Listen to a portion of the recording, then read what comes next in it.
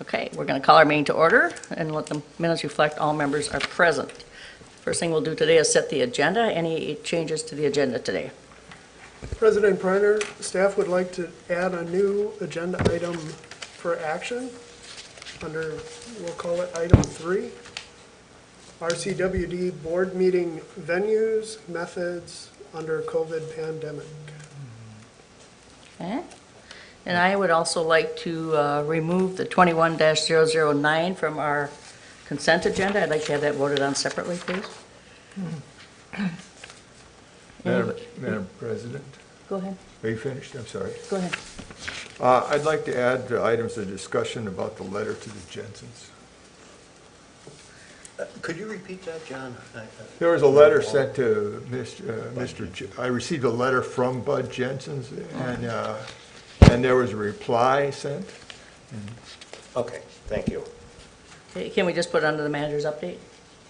Or do you want a separate item? I wanted a separate item on that. Okay, then we'll make that 2A, Thank you. Jensen letter. Okay, anything else?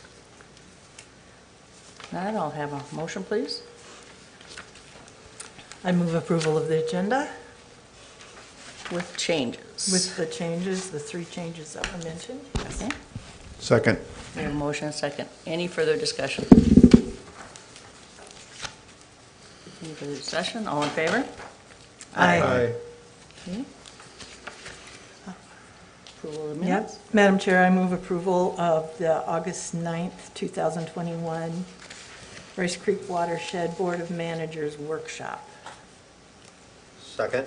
We have a motion and a second. Any further discussion? Madam Chair, I think the discussion about the COVID update might have been omitted from there. I recall at that meeting on the 11th is when Nick informed us of how we were going to handle staff For the immediate, for them, yes. yeah, the COVID yes. issue on the rise in the counties. Unless I You missed sure it it was in there, there. or you sure? Because then you closed the office following our Wednesday meeting.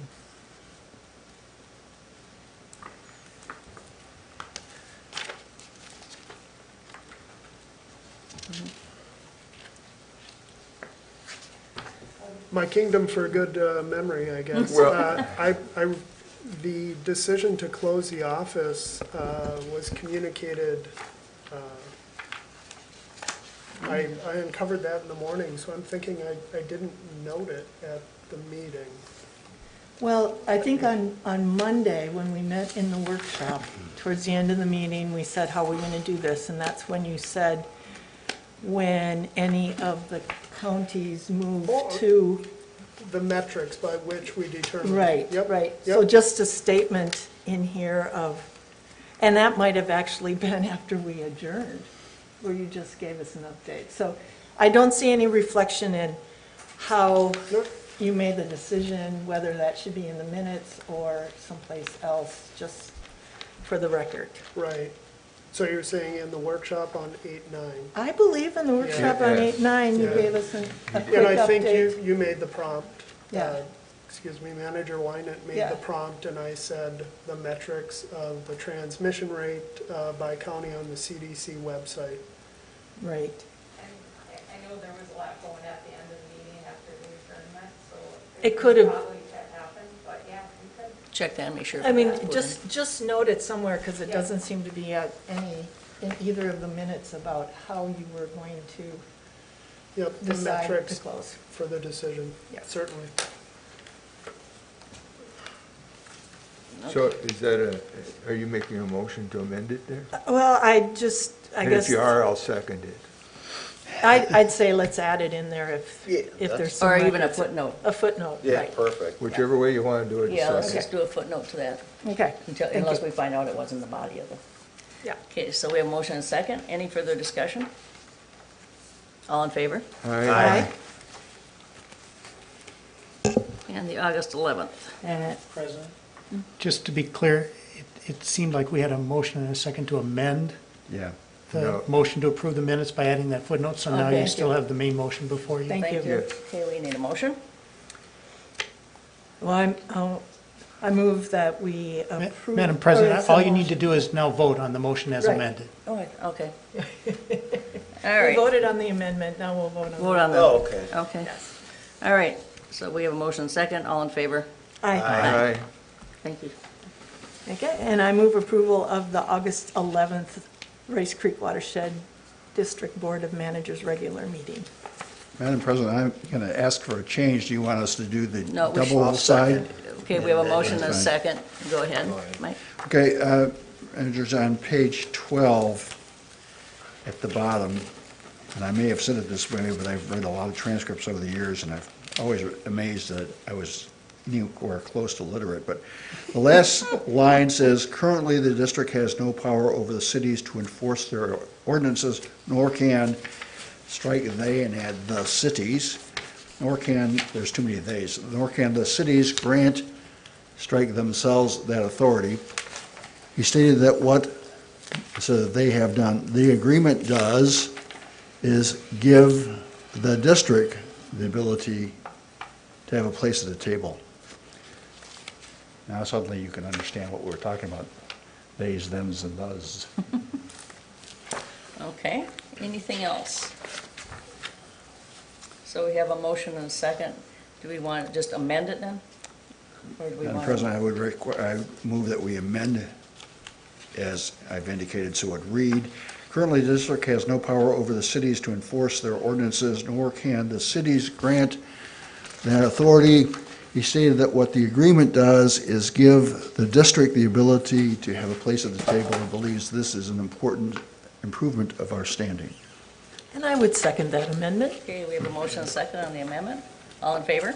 Aye. And we have a motion and a second on the actual regular meeting minutes. Any further discussion? All in favor? Aye.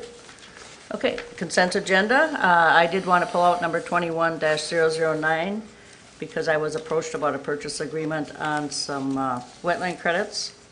And so in order for me to be able to vote, abstain from it, I'd like to have the vote first. Okay. Madam President, I move to Cap Rock permit number 21-009. That's what I just, second. Motion made and seconded. And we'll call the vote. Manager Waller? Yes. Manager Bradley? Yes. Manager Wageman? Yes. Manager Wynant? Yes. And I'll abstain. Okay, continue on with the rest of the consent agenda, please. Madam President, I move to Cap Rock permit number 21-053, 21-064, 21-065, and 21-067. Second. We have a motion and a second. Any further discussion? All in favor? Aye. Okay, and it's like a consent agenda on the grant program. I could entertain a motion on that, please.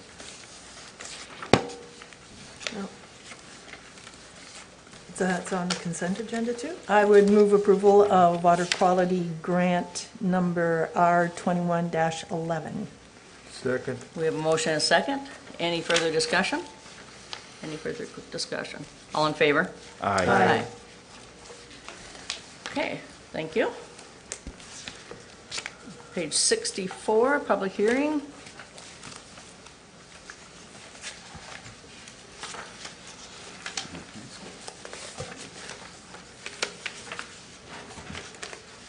I don't know if we have to recess this, do we?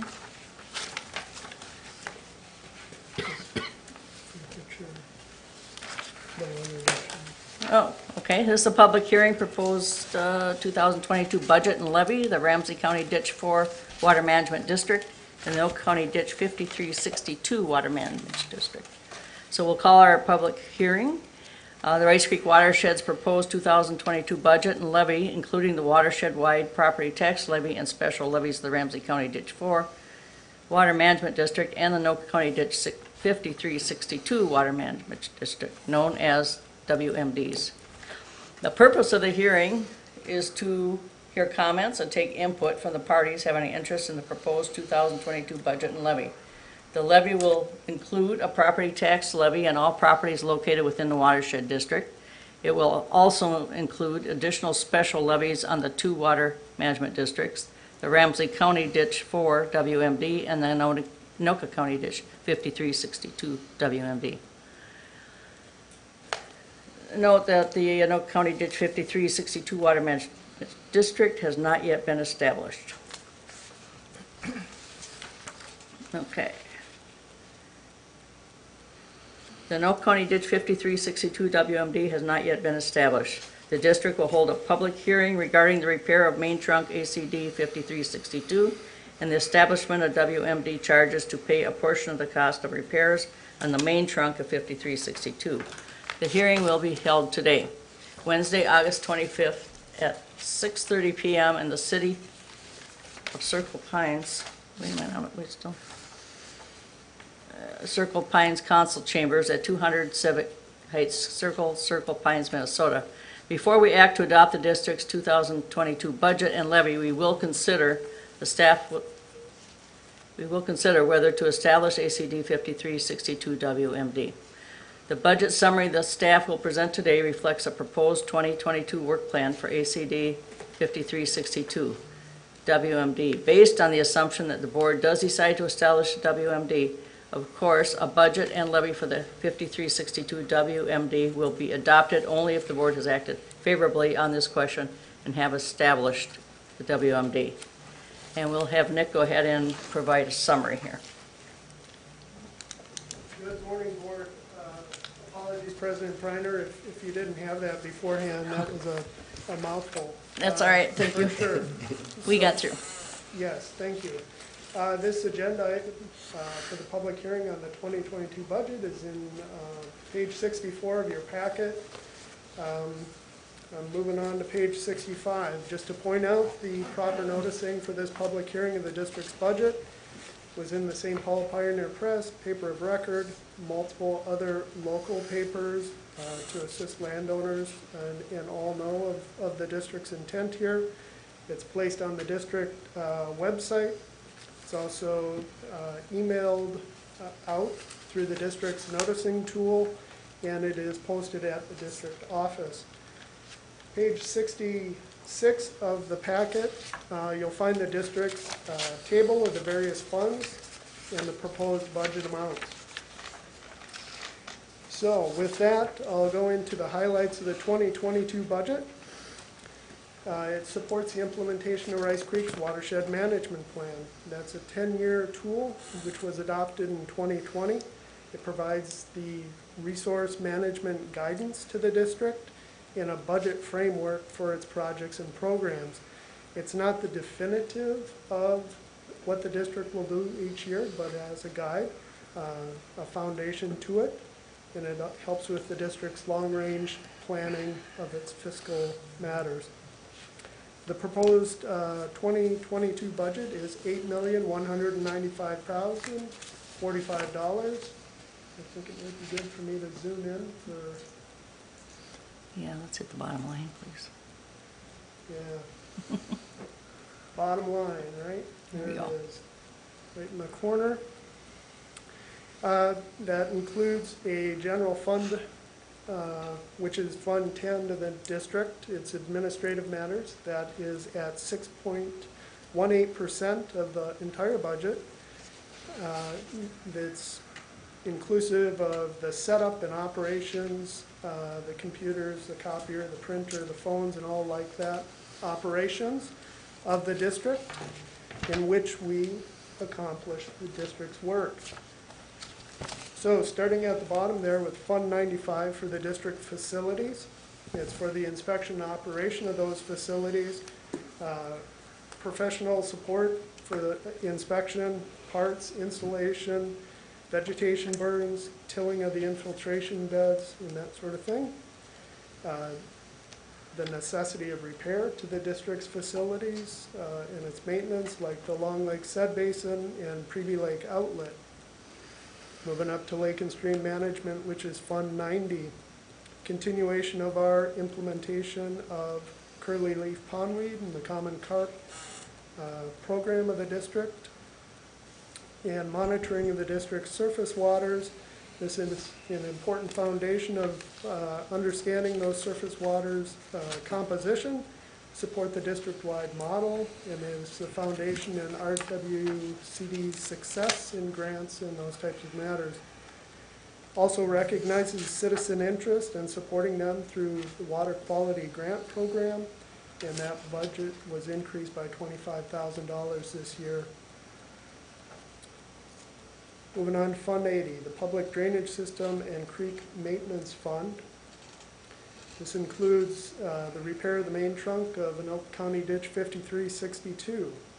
It also supports the repair reports of the public drainage system, our ongoing work to determine the ASIC, the as-constructed, subsequently improved condition of the ditches. We're currently looking at Ramsey County Ditch 8, Anoka County Ditch 25, and continue our investigation of Anoka County Ditch 102232. Supportive of the district's ongoing general maintenance of its obligation to maintain the system and capitalizing on municipality interest and their capacity by contracting with them in the maintenance of the public drainage system. Moving on to Fund 70, which is your regulatory. I'll bring this all the way up, there we go. Fund 70, regulatory, it deals with managing the developing and redeveloping landscape with regulation, allows us to connect with those permit applicants on their projects through pre-project coordination, reviewing plans, and also inspection.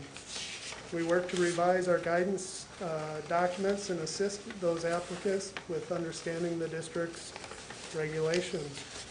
This year also includes investigation and implementation of a permit application fee structure, ensuring that applicants bear the cost in review of their projects versus the overall public. Fund 60, the planning and management of restoration projects. This includes work for Anoka County chain. Looks like our meeting ended. I have to get started today. Just let John. Okay. Minimize it. Minimize. Here we go. Now,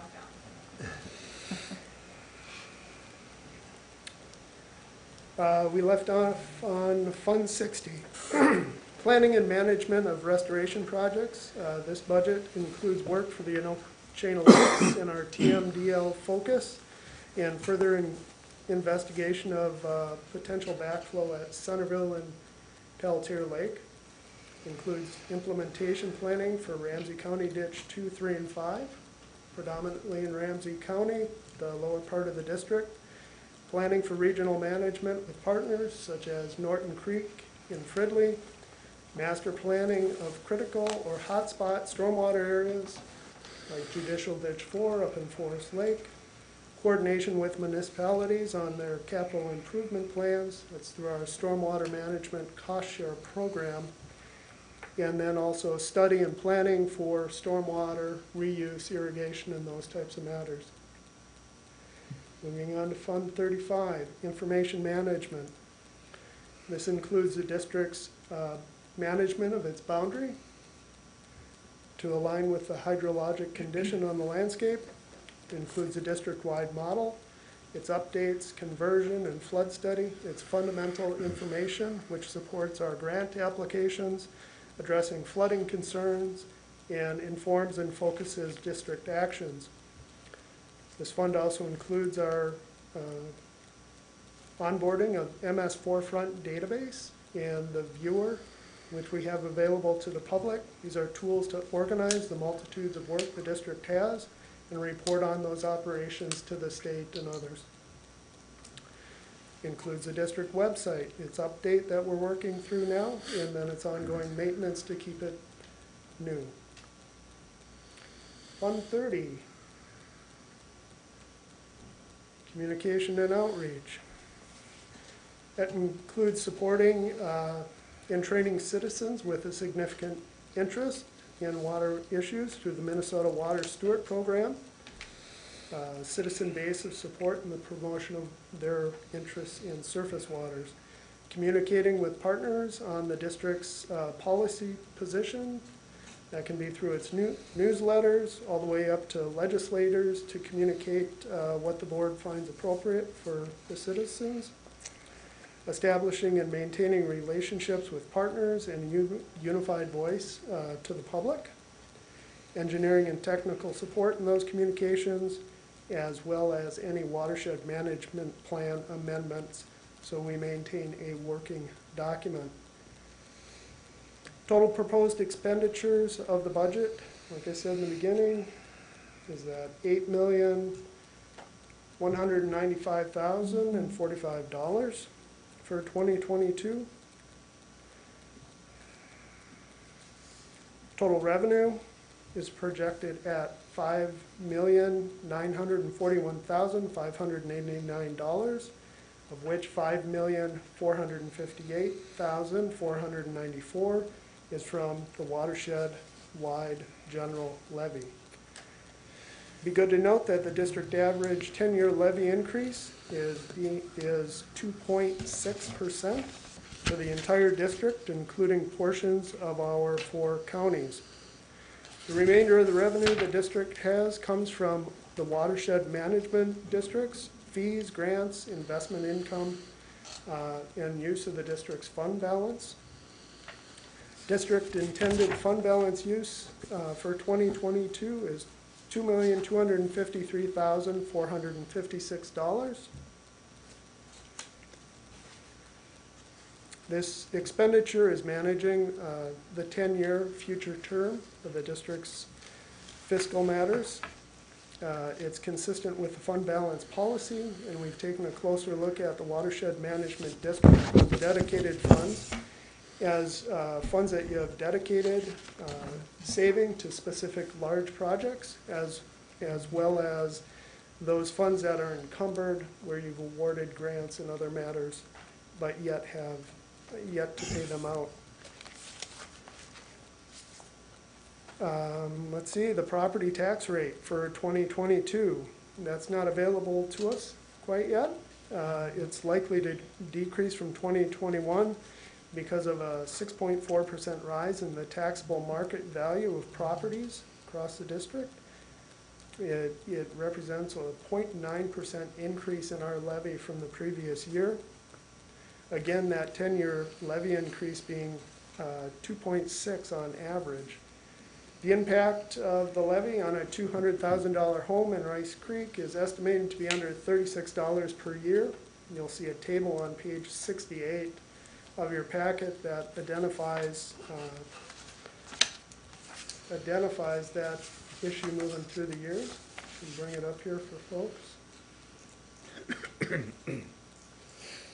So you had a high in 2017 of $39.25, but we'll be likely under $36 for the given year.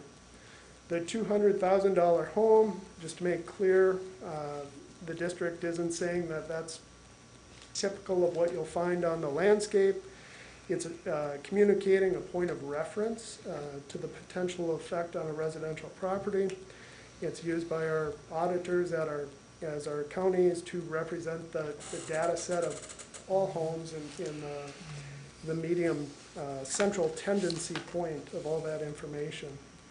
The district uses it to have a mark which to represent its levy. That is the general levy. Now we'll move on to the watershed management districts. Anoka County Ditch 5362 repair project is proposed budget of $417,900. Total collection of charges in 2022, $169,154 is too many numbers here. I want to make sure I get this right for you. Yes, the proposed budget is $417,900.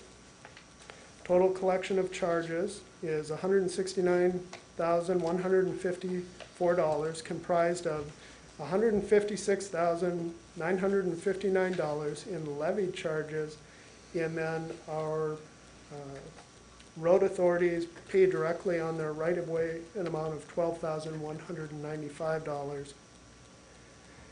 The ACD 5362 Watershed Management District, as President Priner noted, has not yet been established, and the charges will not be certified until establishment has been ordered. That public hearing is tonight at 6:30 at the City of Circle Pines City Hall. We also have the Ramsey County Ditch 4 Watershed Management, Water Management Project in District. The proposed budget there is $113,231. Total collection of charges in 2022 of $113,231, comprised of $78,096 in levied charges, and again, a right-of-way charge, which is paid directly to the district, of $35,135 from direct billing. This is the second year of a 3-year Watershed Management District charge that began in 2021 after its certification in 2020. This is Roseville's project. It's generally a pass-through based on our MOA, Memorandum of Agreement with the city. I'll note that staff worked with the board in developing the budget to recognize its own obligations, specifically the public drainage system and its facilities, to be attentive to the 10-year future term, the long-range fiscal management through its fund balance policy, as well as dedicated watershed management district funds, project dedicated funds, multi-year savings for those large projects, and funds encumbered by the board yet to be released. And I did have discussions with Manager Wagaman as treasurer and President Priner as well on those matters. Listen to the resource needs throughout the district, of course, of what our municipalities encounter and citizens that have an interest in the district's work. We've considered the implications of the COVID-19 pandemic, the previous year's levies, expenditures, and project timing, and then, of course, we prioritize accordingly. As to schedule, the budget and levy under consideration of comments here, and we'll look for a decision on September 8th. And then we must certify to the counties by September 15th. And then we have a truth and taxation meeting in December, at which you may only reduce the levy amount. With that, I'll turn it back to President Priner. Thank you, Nick. Okay, before we start the public comments, we want to emphasize the purpose of today's hearing is to receive comments from interested parties. It's not designed to get in discussion with the board members. We are here today to hear comments only. Anybody in the audience that would like to participate today? Anybody? Okay, seeing none, we're going to close our public hearing and move forward with our regular meeting.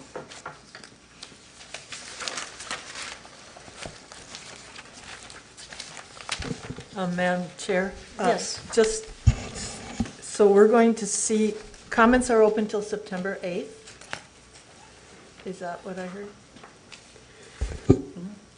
Okay, and then it's to the county by September 15th, and then there's a truth and taxation meeting later. That's correct. Okay? That's correct. And then just to clarify, are we on Zoom? Is there someone on, were we trying to get someone in on Zoom? Correct. Your drainage attorney, Mr. Cole, we're trying to have join us by Zoom. Okay, so we didn't have a public person trying to get on for this part of the meeting? That's correct. Okay, thank you. Thank you. Okay, so we are ending with our charges. The next thing is open mic. Seeing nobody in the audience for open mic, we will move forward with number 1 of items requiring board action, and that'll be Ashley. Page 69 of our packets.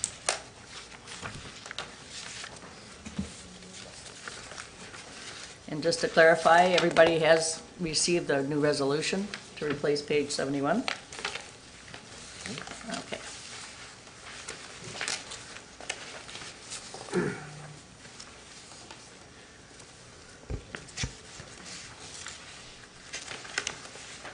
President Preiner, just to be clear and for everyone, I think right now we're trying to get John to join the meeting and it'll be a moment, I think. That'll be fine.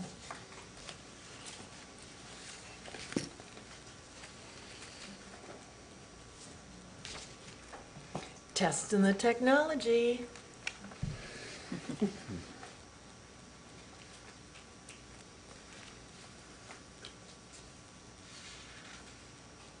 Look at this. Holy, Wow. there we go. Have you up? I'm going to turn off my video and mute myself. Okay. Thank you, Beth.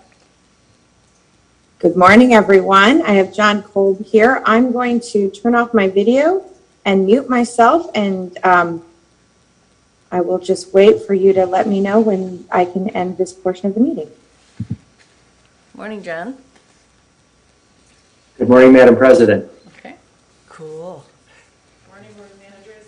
Beth's been running in the background, helping us get this set up. So Good. Good. she's our Zoom person for staff. Great, great. So before we have you today, we have before you on page 69, the proposed resolution to conditionally approve or grant the 103 drainage petition of the U.S. Home Corporation for the third phase of the watermark development. This will be to abandon and realign portions of Anoka County Ditch 72 located in Lino Lakes. This is something we've seen a few times before, and this is the last step. Last board meeting we had a public hearing to which we did not receive public comment.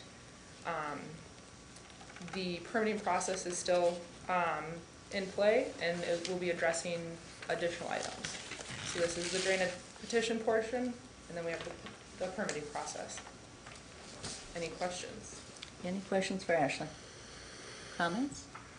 If not, we'll entertain the resolution. The one received today is the updated. Madam President, would you like the whole, the orders read? I don't think so. I think we can just do the last couple paragraphs here. President Preiner, Go ahead. because the replacement resolution is not in the packet, maybe it's appropriate for Mr. Kolb to point out what changes. Any changes? I kind of putting him in the hot seat here, so we'll just take our time, but I'm sure he can share with us what the board's considering What the here. difference was in the two. Okay, thank you, Mr. Cole. Madam President, and I'm happy to be the beta test for the board for the Zoom meeting today. You will see some differences in this order as compared to other orders. Part of this is a tidying up of our internal processes and coordinating between the permitting process and the public drainage process. This is why the resolution is entitled Conditional Approval, because that's in fact what our practice has been. We want to make it now very clear in the title of the resolution so that there's no confusion about that, and we continue to stay linked up and coordinated with the permitting process that requires some things to happen in order for this order to become effective and applicable to the proposed action, which is ultimately the development of the property. The changes between what you have in your packet and what has been walked up really have to do with two items related that we've just have become standard in our order, and for whatever reason they were missed in this one. One has to do with the duration and time within which this resolution or this action needs to be completed, and that's at the very end of the order portion of the resolution. And then also about in the middle part of the order portion of the resolution, we added the provision dealing with the condition of payment of the costs of the proceedings prior to the allowance for the modification of the drainage system being authorized by the resolution. Those are the two changes. Everything else remains the same as to what you had in your packet. And subject to any questions the board may have, that's further, I have no further explanation of what those differences are. Okay, any questions for Mr. Gold? If not, you can go ahead, Steve. Let's just read the order E through H. Go ahead. A through 8, yeah, Yep. okay. Madam President, I move to approve the findings in order conditionally approving the petitioned action, conditionally authorizing modification of the drainage system and abandoning portions of the drainage system with the following orders. The Board of Managers approves the petitioned action and authorizes the drainage system modifications subject to the conditions set forth in the engineer's report and as stated herein. B, U.S. Home Corporation is required to transfer an easement over the realigned portion of CD 72 to the drainage system for the benefit of the drainage system as a condition of this approval. C, U.S. Home Corporation is required to execute a maintenance declaration in a format prescribed by the Rice Creek Watershed District, providing for the maintenance of the modifications authorized herein as a precondition to construction of said modifications. D, the cost of proceedings be charged to the petitioner's bond. Any deficiency in the bond to cover the cost of the proceedings shall be paid by the petitioner as a condition to approval and prior to release of this order. E, upon payment of costs and completion of the modifications, the draining system record shall be amended to reflect the realignment and partial abandonment as petitioned. F, to the extent modifications authorized herein require permits and approvals of other regulatory agencies, including the Rice Creek Watershed District and its role as Watershed District, receipt of such permits or approvals is a precondition to construction of said modifications. G, once all contingencies are satisfied and the actions are completed, the engineer is directed to prepare a record of the drainage system modifications authorized herein to be filed in the drainage system record. And finally, H, the petition must proceed and finish the drainage system modification as petitioned within 3 years of this order, or it is null and void. Second. We have a motion and a second. Any further discussion? Any further discussion? If not, we'll call roll call vote. Manager Waller? Yes. Manager Winan? Yes. Manager Bradley? Yes. Manager Wageman? Yes. And Manager Priner, yes. Motion passes. Thank you. Thank you, Ashley. Okay. Kyle is next, I believe.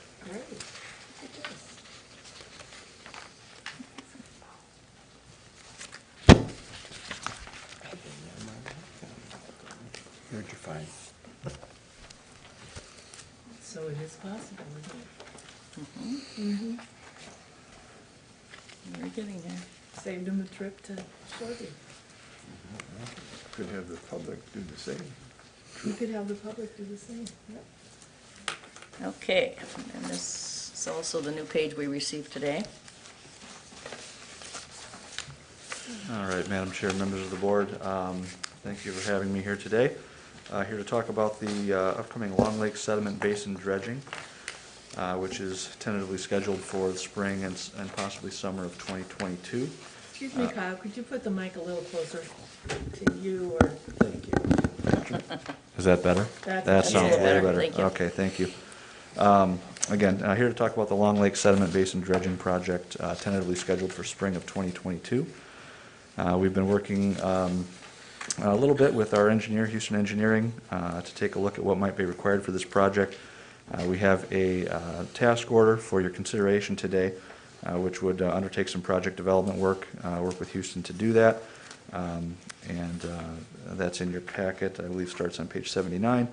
Where am I at here? So ultimately, the task order would include items to review review data from our past maintenance project, which was in 2012 approximately, talk with contractors to discuss methods and availability of land for dewatering of the hydraulically dredged slurry from the sediment basin, and to develop a cost estimate, a more refined cost estimate, and look at permitting and access issues associated with this project. Wanted to provide this figure, which has been passed out ahead of the meeting, which, sorry for, that was omitted in the board packet originally. And this is a survey that we had Houston Engineering complete this earlier this summer of the sediment basin, showing the depth of sediment that has accumulated there since the last clean out in approximately 2012. What we found is there is between 5 and 8 feet of sediment throughout the basin. So it is full at this time and really is no longer providing any sediment capture capability until we get that cleaned out. Again, with that, the task order also includes some sediment core analysis by Braun Intertech. We'd be looking at the makeup of that sediment, and should it be, we expect to find mostly sand out there. Should we find other fine material out there or organics, that would potentially cause that sediment to be required to be tested for contamination.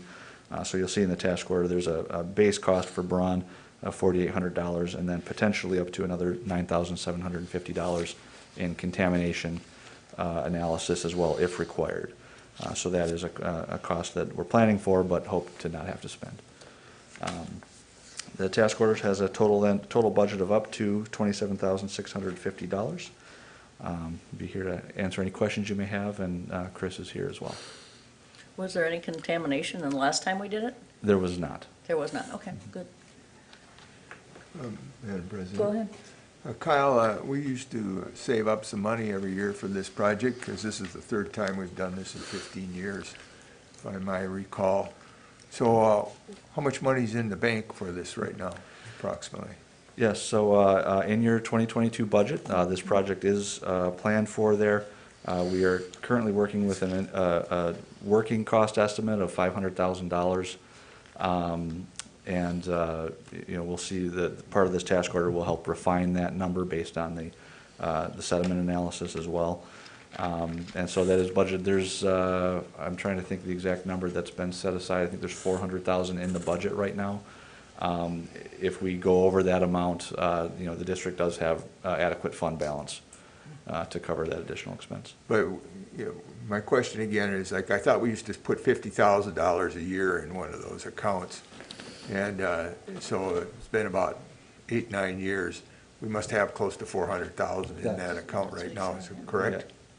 Yeah, in recent years, Yeah. we've been, those funds that have been set aside for sediment basin maintenance have been allocated internally for work down at Lock Lake. So there's two different funds that the district has been maintaining there. But again, at this time, our district facilities Fund 95 fund balance, again, certainly has adequate funds to cover this project in 2022. So, Madam President, so Kyle, one of the advantages or claimed advantage, we have to wait to see, proposed advantages of meandering the TCAP property was that the cleanouts in this particular basin were going to be longer duration between them. And so the way I figured it was the TCAP meanderings was 2 miles, they were $1 million a mile. Half of that was district and half of it was state grant money, which is wonderful. And so at the price then, I used to figure this was $250,000 because that's the last time we did it was 9 years ago it was that, but today's prices are somewhat different. So that would mean that that $2 million that was spent there divided by $500,000 is like 4 cleanouts spaces. And so do you anticipate that we're going to see maybe every 10 years instead of 3 and 15 or something like this? From the benefit from those meanderings? Yeah, Manager Preiner, Manager Waller, the best I would respond to that is that sedimentation rates within this basin are going to vary wildly from year to year based on weather patterns in that given year. Certainly, from what I've heard, and I'm not the expert on those re-meander projects up there, but what I've heard is that we've seen reduced sedimentation rates or erosion rates in those areas, which will help down here. You know, we've had, since the basin was last cleaned out in 2012, we had a number of very wet years with high flows in Rice Creek, which would likely lead to additional sedimentation buildup in this basin. So, you know, our hope and expectation is that having those re-meandered sections completed and stabilized will, in the long run, reduce the frequency of cleanout versus not having them stabilized. Although in any given time span that will vary, you know, I mean, that depending on the weather that year. So it's difficult to estimate what that will be in the future because we don't know what the weather will bring, so. Madam President, one last question. So, I suppose this is more for Chris. Is that basin so full, we're starting to fill up the, what do we call that boat launch area that's downstream from it in the railroad, marina? I know we're only responsible for the west end now, but I just wondered if, are we getting this early enough so that we don't have a problem there? Or we'll listen to how the sediment has filled it in and they can't get their boats in and out, et cetera. Madam President, Manager Waller, we have not done a survey down in that area to confirm any elevations in there. That said, I'm not aware of any complaints that we've heard of, or not aware of any observances of increased sediment down in that area. That it's sometimes been referred to as the lagoon area. That's south of the railroad crossing. As it appears now, what we've seen out there is that the sediment has kind of humped itself up in the middle. That's why if you see on that drawing there, in those dark shaded areas, those are areas that have up to 8 feet of depth of sediment in there. And I believe that is successfully holding sediment up in that area at the moment. Yeah, I can't confirm what those elevations are, but I'm not aware of any issues or concerns to this point. Thank you both, and thank you, Madam President. And I'd like to tag onto that a little bit, but maybe we should check that just for the fact that once they see movement in this area, they're gonna come in and I would expect some of the same issues. So it might be good to have a reference number as to what it is. I don't know. I don't have any objections, Madam President. As you remember, that was It was quite a long. quite a controversial Yeah. thing over many times, not just this board, you and my experience, but beforehand, and so. But if we're cleaning it early enough, we won't have might those be, yeah. problems. But it wouldn't hurt to check.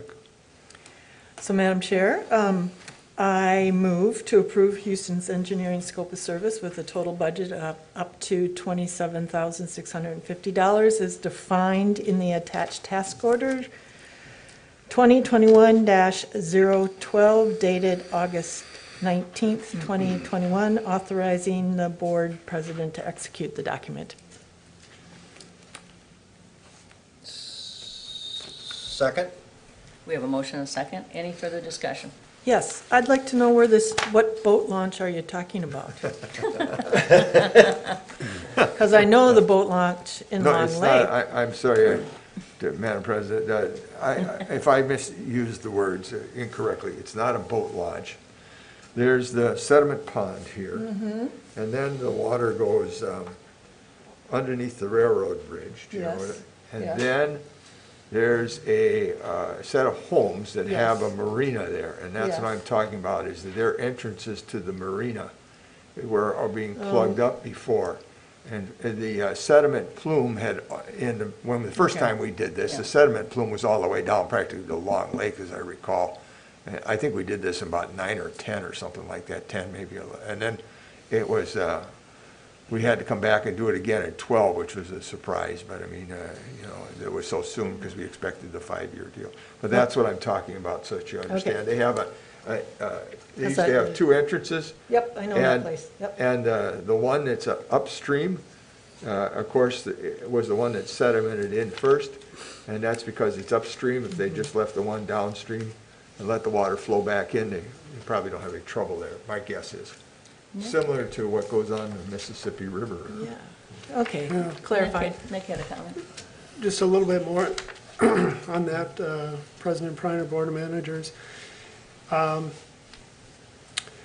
It's my understanding that the lagoon and its 2 entrances were created by a developer in excavation.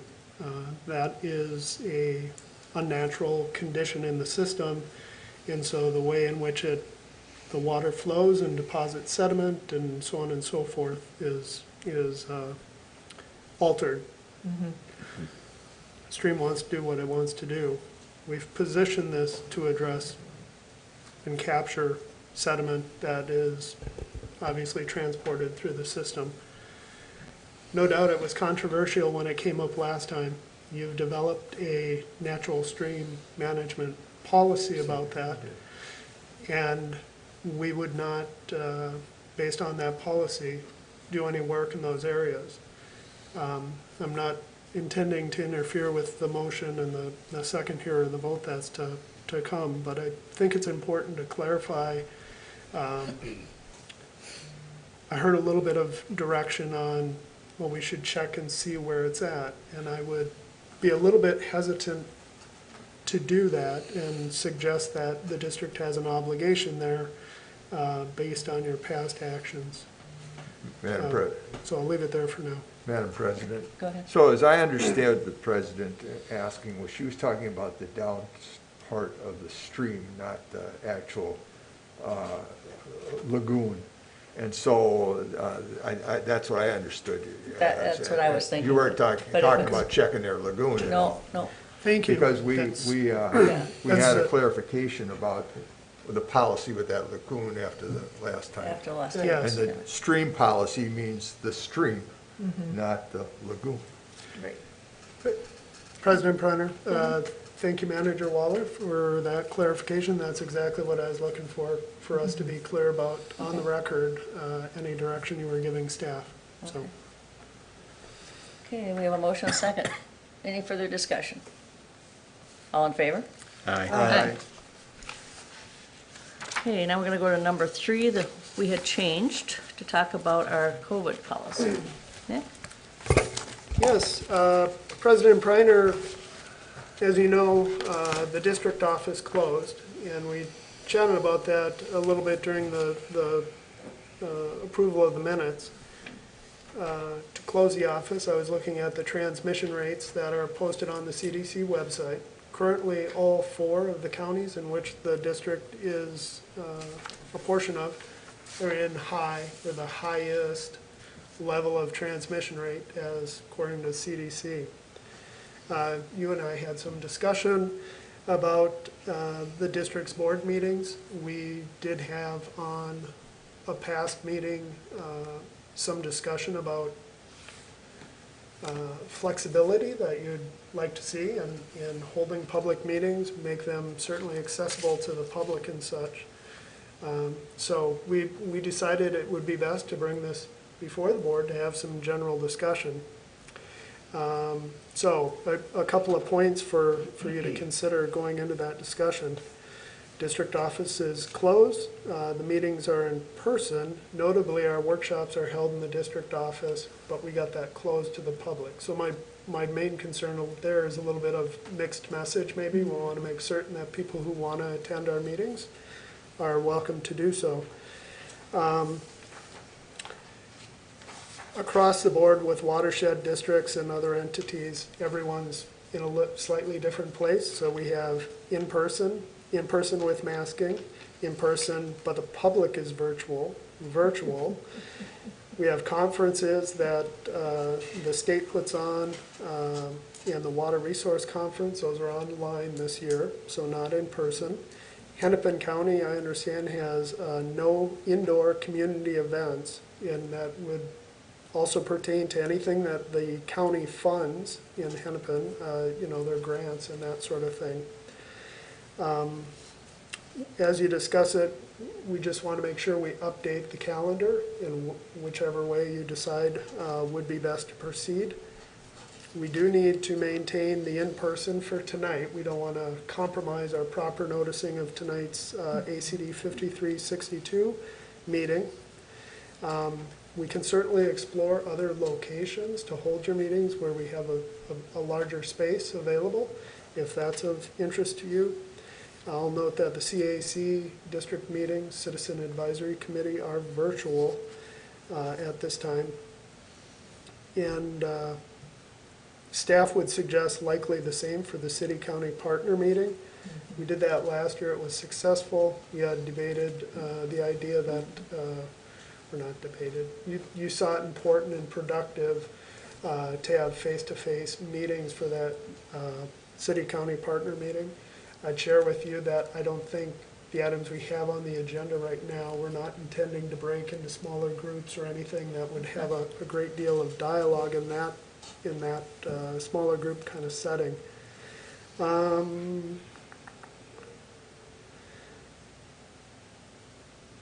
Yeah, and I think I'll leave it there and support the board however I can.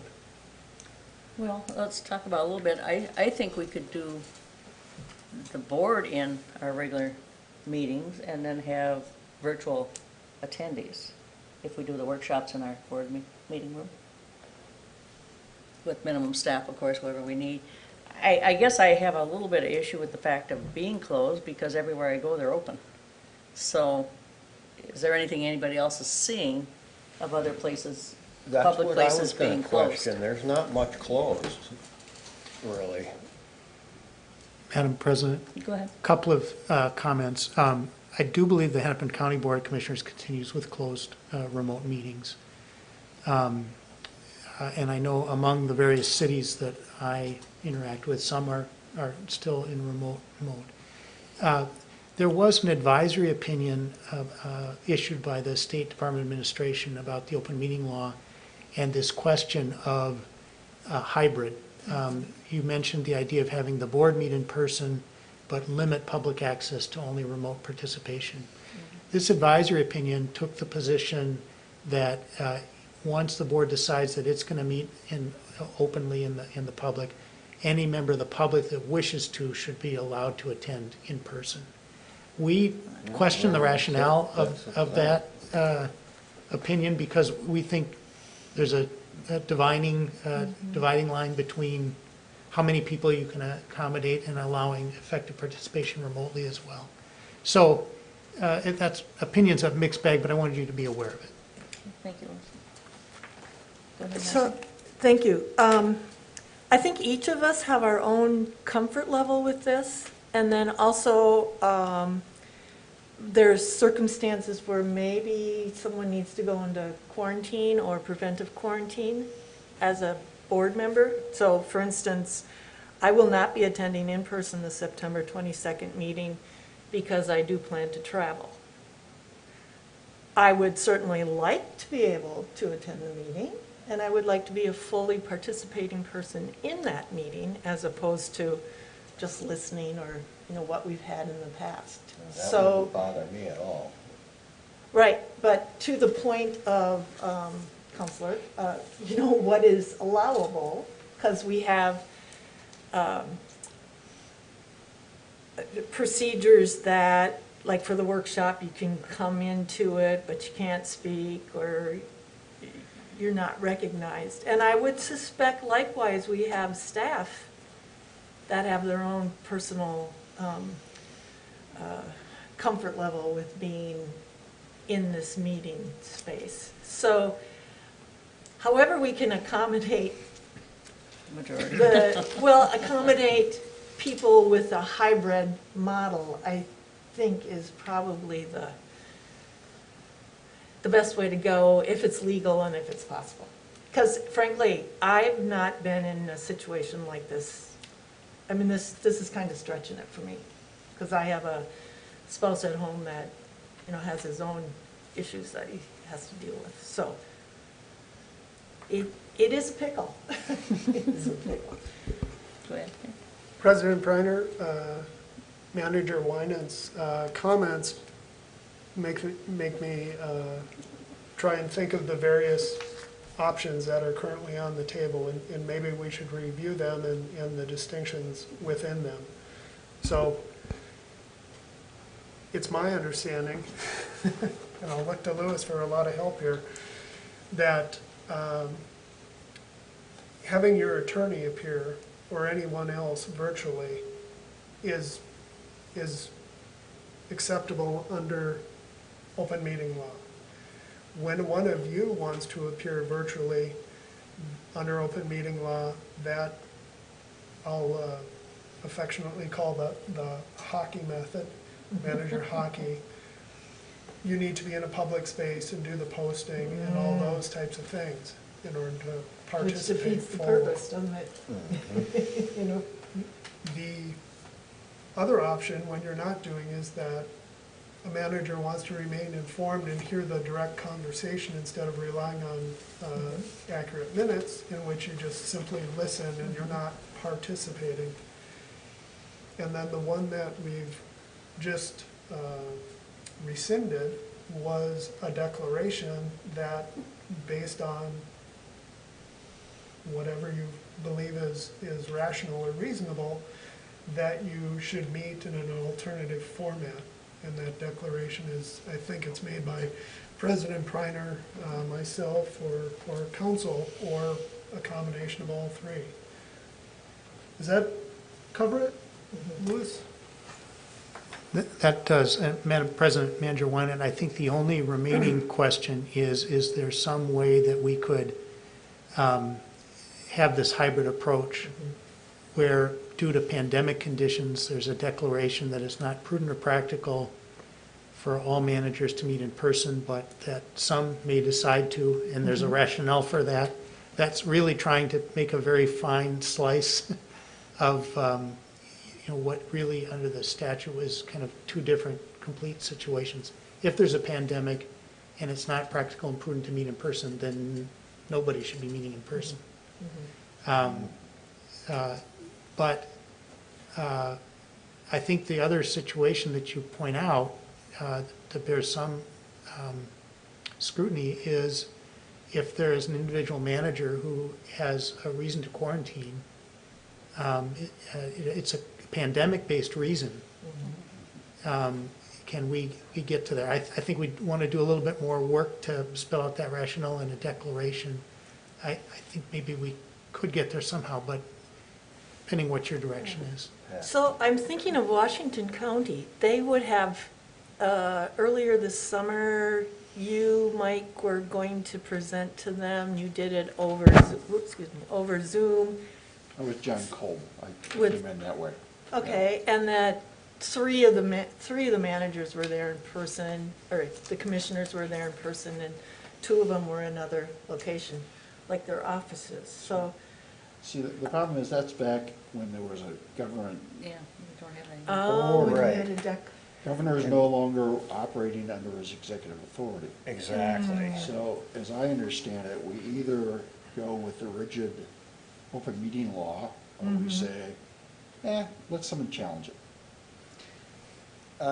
Let's go to state first. And we'll I personally, I think we should try to be as normal as we can, and people that have risks, try to make accommodations somehow. I mean, however we can keep it as normal as possible, and then I'm in the highest risk group, and I don't expect anybody else to be responsible for me. I take my own risks, and I just think we should try to keep it as natural as we can, and then the people that have issues, because there's so many different issues. I mean, everybody's got a different situation. I don't know how you can possibly cover everybody's situation. Louis? Madam President, just picking up on Manager Bradley's point, the pandemic provision of the open meeting law recognizes several bases for you going to the remote meeting format. One is if there's a state-declared emergency, including a pandemic emergency that the governor has declared. But the other is based on a pandemic and your local determination about your local conditions. You still have the authority as the president to declare that it's not practical or prudent given the pandemic conditions here. So there is local government discretion still to determine that conditions are such that it's not practical or prudent to meet in person, even if the governor hasn't declared a statewide closure. I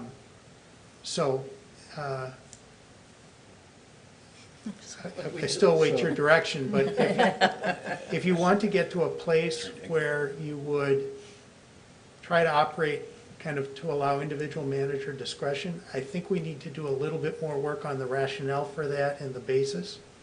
And could, if that's the general sense of direction you'd like to give, it's still within the president's authority to issue the declaration, and then you wouldn't be surprised if she issued that declaration and made a provision for some kind of hybrid arrangement. but And that's what I think. we'd have to do a little more homework Yeah. to get there, is my point. I agree with Steve, we should be as normal as possible, you know, but addressing everybody's needs as much as we can. But Right. each person, like you said, has individual issues. Yeah, it's so So- individualized, and I don't know how everybody else can be responsible, say, for me. I have to take care of me and figure out Well, what's, but the same thing as Marcy has to take care of herself, and Yep. if there's a, exactly. And if there's a So, way to accommodate a way to that, accommodate that, and we showed that we operate pretty well under Zoom. Yep. So I would certainly personally support an opportunity for individual managers to request remote access to our meetings under the open meeting law. and that would provide for the public also. Yeah, and it would Yes. provide for the public also. But that does become a nuisance, right, for the person doing it, that you still would have to go to a public. No. No, we're gonna try to, You gotta listen to what Lewis said. Well, maybe I Yeah, he said- misunderstood he your said point that- there. That the board had, or the president, I assume with board authority. Oh, that so we can, Can make local discretion to the rule under this situation.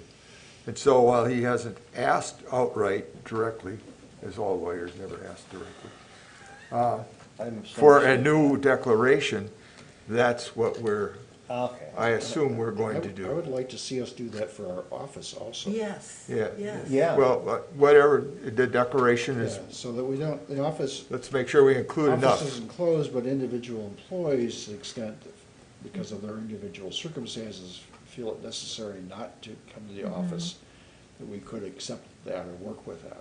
I agree with Mike on this. Making your life difficult. we're gonna split hair. Yeah. Two different things. First, I believe it's fully within the president's authority to make the declaration. I think she's brought this forth as a good discussion topic and looked for the board's input, just to be clear about that. As to the district office being closed, I'll note that essential staff are in and out of the office. I would just want to be careful not to create kind of an administrative nightmare of the office is open and now I need a staff person there at specific hours when they're going about their business, and that would really be a scheduling challenge. I'm certain we could do it, but I think it would be cumbersome and a bit of a burden. What I'd suggest, if someone wants to meet us at the office is closed, but if someone via phone made an arrangement, hey, I'll meet you there at this time to exchange papers or whatever, and I'll share that typically is kind of what happens, slide it under the door, I'll be there, or I'll give you a wave and that sort of thing, and we minimize the interaction with folks. Every post office is open. That's why I say everything. They're wide They should be open. able to come in with their papers and have a discussion with somebody. I don't understand why You we know. should be closed to the public, honestly. Everything else is open. Why would we be locked down? I'm not sure I understand that, Yeah. honestly, because I can't think of hardly anything that's closed, unless it was mandated closed by the governor, and he's not doing that anymore. Post office, wide open. I was there. Certainly, and I'm sure our postal service and other fire, police. Well, and everything. I public can't think of offices. anything closed. Shoreview is open, and you walk through the door now. Yeah. It wasn't Yeah. before, but it is now. Yeah. What's that, Mike? This place, this building. Oh, Shoreview here. Yeah. Okay. Governmental Sorry. offices, to the best of my knowledge, are now open. Yeah, Yes, and I don't know why we should be any different than any other. well, as long as everybody wears masks and stays separate, what would be the difference? That's what we're And supposed to be again, we doing. could make accommodations for individual And- employees.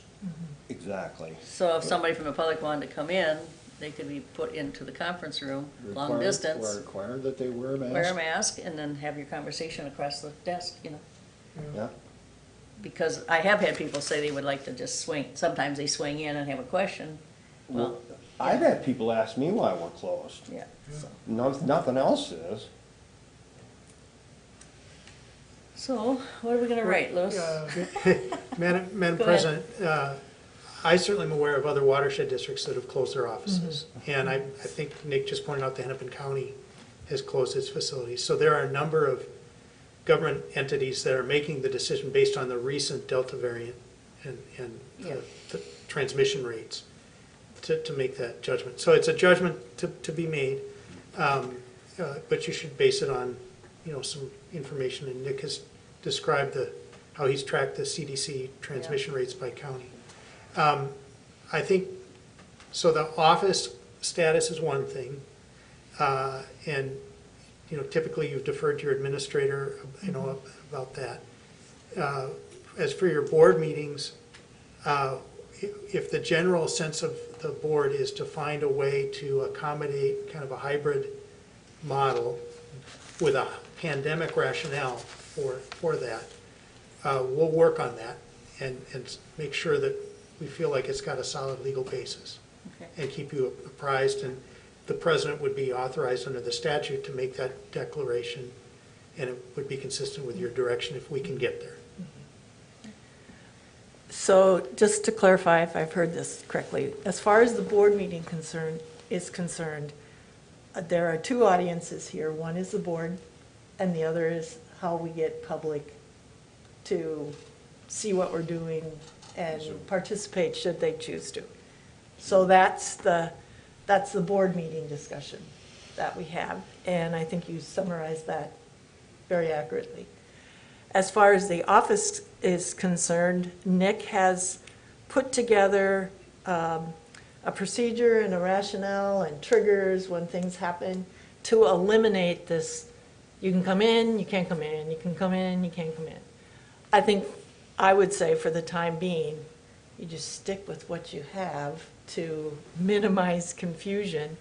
And if you look at the back of the staff reports, no one indicated, we switch back to remote as an activity. So I think this means that I would assume that they're used to working remotely, and as far as I can tell, they've not missed a beat. So if productivity is an issue, I think it's a non-issue. Oh, I don't They're think still so. working. No, I don't think Productivity's an productivity is the issue. issue. That wasn't my Right. concern at all. Right. It wasn't productivity at all. I think So it was to more avoid customer the, service. okay, Right. today we're yellow and tomorrow we're red, I would recommend that we just keep doing it the way it's set up until we might kind of settle out here, hopefully. I think we're gonna be doing this every year for the next 50 years. Yeah, I That's don't. discouraging. Well, look at how long the phone's been around. This isn't gonna go away. Okay, so do we have a direction for the attorney and for Nick? Everybody concur? So just. I'd be open. Okay. That's my opinion. So what's the direction? Would you repeat it? Well, the direction right now is the board would participate. We're gonna try to create something where the board can do it as they hybrid. need to, out of their needs. Hybrid is what- Hybrid solution. And as far as, Where the goal would be to attend in person, but if you have a need Right. otherwise, you. make other available situations. As for the staff, I think we haven't really decided that yet. Go ahead, Nick. Taking them one at a time, so the board, so that would be a rationale for the declaration of Hybrid. using the special provision of the open meeting law for an emergency situation that we locally find severe enough to go to a hybrid situation. And then the managers and staff would act on that based on the pandemic or the rationale within there. I just want to be clear, it's not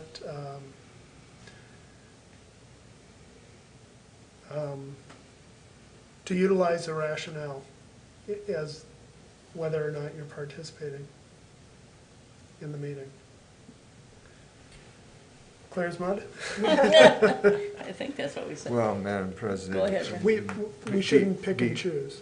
You should make certain that the reason for this is because of the medical emergency that we're facing with the COVID disease situation. This isn't just something we decided to do to get around the open meeting law No. or be accused of something. This has a significant public health concern, and to be emphasized that. That's, to me, that's the important. That's the only important thing, yeah. Substantiation for this action. Thank you. Yeah. The mere fact that the vast majority of the people in this room are sitting here with masks, even though we don't have to, indicates that we are concerned about this. That's not a count. No, that's fine. Well, I'm- just for I'm- that, forget this thing. That we're serious about this. Yeah, I Yeah, understand. yeah, I agree. And mean, I think everybody has is their own serious about comfort it, yeah. level and their own I- concerns and. Madam President, I don't disagree with the office being, or the open portion of it. My experience is that Hugo is open, for example, and Columbus is and open. there's some restrictions on it, but the hybrid approach to this, it's reasonable, is I would think is more than acceptable considering the public health emergency that we are in. That's the way I think, but I. Open with the COVID precautions, Yeah, nobody wants to die yeah. No. today. If we can help, If try you to do, please let me know so I can leave. I don't want to be around. They have to We fill are out the for that part. paperwork. You know, Because a lot of I would paperwork. not be opposed to hearing staff provide us with input on this. Okay, well, we have staff, let's I hear I it. don't know if you want to, I don't want to step on Nick's toes, but No, I I- agree. I We'll start would- with I Patrick. would- Patrick, your opinion on the office? Legitimately? Should I? So, certainly. Sure. Yeah, President Priner, Board of Managers. I think, when I hear the discussion, I guess I do think it comes down to productivity, and I know that folks mentioned that they don't think that's a concern. At least from the regulatory standpoint, I think we've done quite a good job, getting what needs to be done. We're still complying with 1599 and taking in all our applications and everything. Yeah. So, I think it is a challenge. We're seeing transmission rates going back up with the variant. And from a personal standpoint, I have a lot of meetings that I attend, a lot of pre-application meetings and things. And from what I'm finding, a lot of folks, when I see them in the video, they're also at home. Whether these are consultants or city members or whatever. So, I don't know. I think it's a challenge, especially too from an administrative standpoint. If we're saying, a hybrid approach, if a lot of staff would prefer to be safer, so to speak, and stay at home and do their work there, I don't know how you pick and choose, who then has to come to the office to represent it. I think that might be challenging. Okay, thank you. Teresa? Yes, She's been there every day. Well, in my area, it's a common area, so I can't shut my door and take my mask off. And I found out it was challenging with the door open because people would just walk right in, even with a big old sign there, hand sanitizer, the option to mask, and just totally disregard it. Mm-hmm. Like nothing was going on, and so all of a sudden I have to be, come down on them, hey, I really don't wanna do that, so I actually started locking the door again, Well, is there a reason we can't have it locked as long as they're aware they can knock to come in? which is fine, yeah, but I'm just saying, Yeah. for public to come in and out. And, I haven't heard from anybody that, they were disappointed, or, I seem to get the calls and people, respond quickly to individuals that leave messages, or, we have a pretty good, routine of things in the mail, taking pictures, getting things taken care of, so, just from my standpoint, I don't feel as safe as other people would. Because they can come in without notice. And I'm in a common area, Yeah. yeah.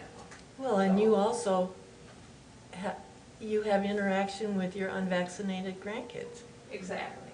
So, And a lot of our staff have kids, so. yeah, yeah.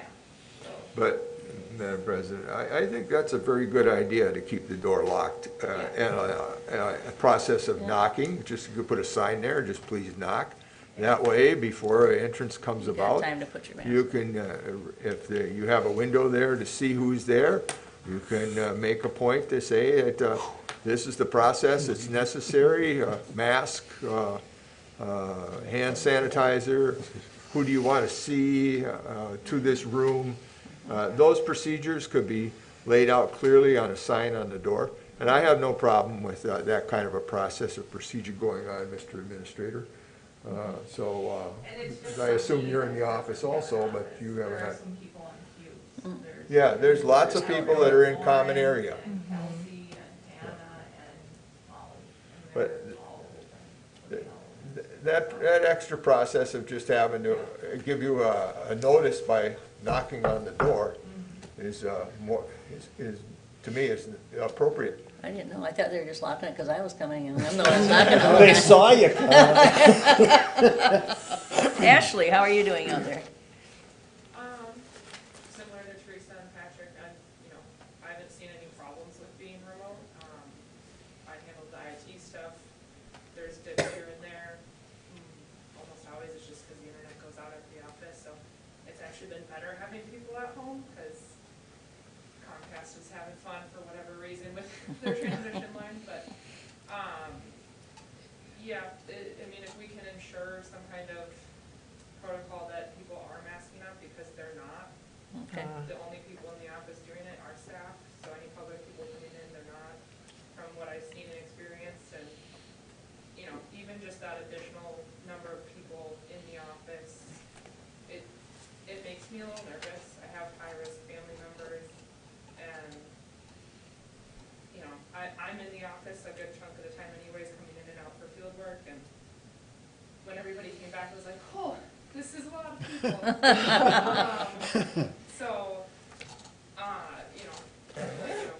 I've met people in the office, when they've had enforced documents that they're like, really don't like slipping them under the door, and, Yeah. I haven't seen any problems with that remote, the remote working and this meeting when we need to. And if you know that they're meeting at a certain time and they're prepared when they come in. It's a lot easier than just like Yeah. the spur of the moment, like ta-da, and then, if there aren't staff in there that are available, it's difficult anyways, and you're like, well, and you hand a business card and say you gotta call anyways. Yeah. So what I'm hearing is open by appointment might work. Well, let's finish. Let's go to Lauren and then Kyle and then we'll have our. Board of Managers, President Pranger, I agree with what other staff have said. There really haven't been any issues that have come up working remotely. We've all been working really well together remotely, and if we need to come into the office, we arrange it with the members of the public or other staff. Make sure that we're doing it in a way that's efficient and safe. And it is difficult having open queues, as Teresa mentioned. There really isn't a way to distance appropriately when you are kind of in close proximity with others. And, I guess I support the idea of a hybrid approach for anyone who has certain circumstances that make remote work preferable for safety and other reasons. Okay, words of wisdom from Kyle. Oh, go ahead. Just for reference, over half, we're split, like in half, are sitting out in cubes next to each other. So half the staff have offices and half don't. Okay. Kyle. Trying to be short, just a couple points that I would make. I find whether we were during previous closed condition or open, even when the office was open, almost every meeting that I've taken has still been virtual, be it with consultants or other municipal staff, other partners. So I can do that just as easily sitting at home or sitting at my desk. So that works either way for me. And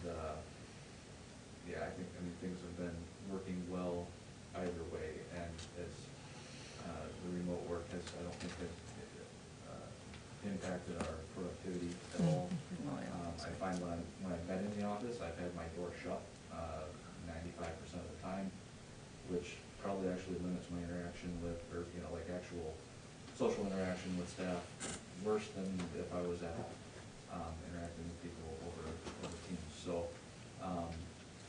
you know, I'll leave it at that. Okay, thank you, everybody. Madam President, one last comment here. Go ahead.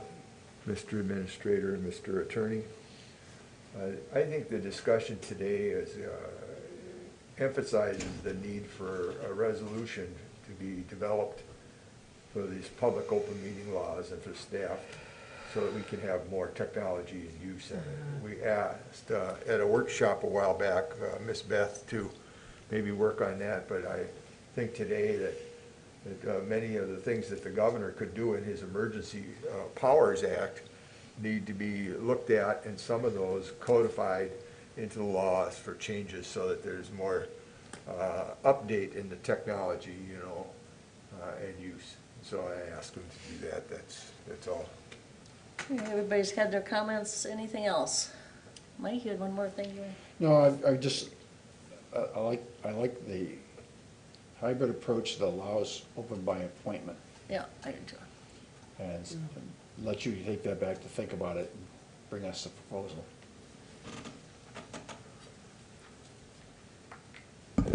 President Preiner, Board of Managers, Manager Bradley, by appointment, I think adds a clarity to our communication with the public that isn't outwardly evident right now, in my mind.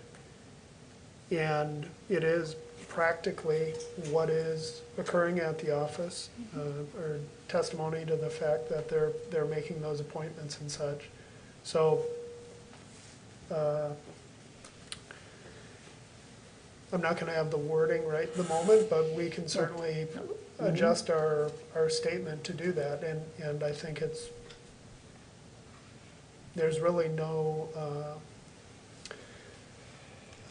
measurable change to the way we're going about business. If someone has important documents they want to drop off, they want to ensure that it's handed to someone, we can make that appointment, and just by the mere essential nature of our work and the people in and out of the office, we can ensure that someone's there to handle that. Well, I can tell you from experience, just to hand documents to the Board of Soil and Water, I had to set a time and meet them outside on the steps. Felt like a drug dealer, you know. Here you go. But anyway, yeah, that's the way they handle it. So I think people, we could invite the public in, but they must be masked, and leave it at that for them. Yeah. You don't have any problem with locking the door and having to knock? No, I think that's good, but I think they have to wear a mask to come in. Yeah. Oh, yes, oh, yeah. Okay. All right, I think we got, Is that different than by appointment, or? No. Okay, so, well, if somebody comes up and knocks on the door, Well, there you go. There's your- Someone's gotta answer the door. somebody's gonna have to answer the door, but do they already know that? But the public policy is By appointment. open by appointment. yep. And it says it on the door. Says it, and then mask required. And Teresa, I think you've probably got this figured out already. At the bottom of emails from office staff, it says that individuals are asked not to come to the Rice Creek office. I think it's just a simple modification of that, saying you can come by appointment, and blah, blah, blah. But that, and then on something on the website, and we got it taken care of. Yep. Yeah. There are some things that are delivered every day, like the post, for example, or the UPS man or something like that. And he's going to knock on the door and leave Yep, it. yep. And, that- Yeah. All the mail and the UPS and the, I don't know, water deliveries and all those are being addressed. They're accounted for. Yep. Madam President, can I say one last thing Sure. before we're done? Last I just thing. want to tell the staff, I didn't walk out when they asked what you guys thought, because I didn't care. I had another issue. It wasn't that I didn't want to hear what you had to say. Okay, I think we resolved. Yeah, so, little feedback loop here to make sure I got it. We'll do the general modifications to our signage. it'll practically be what we're doing right now, but a little bit of clarity to the public with that. And then we have Lewis looking into the rationale for a declaration that provides board flexibility and managers based on their concerns of COVID to And- meet in alternative ways. So it And doesn't the fall public's under the open ability to meeting law. meet with us Yeah. like they did, like John did today, to incorporate our distance participation, virtual participation.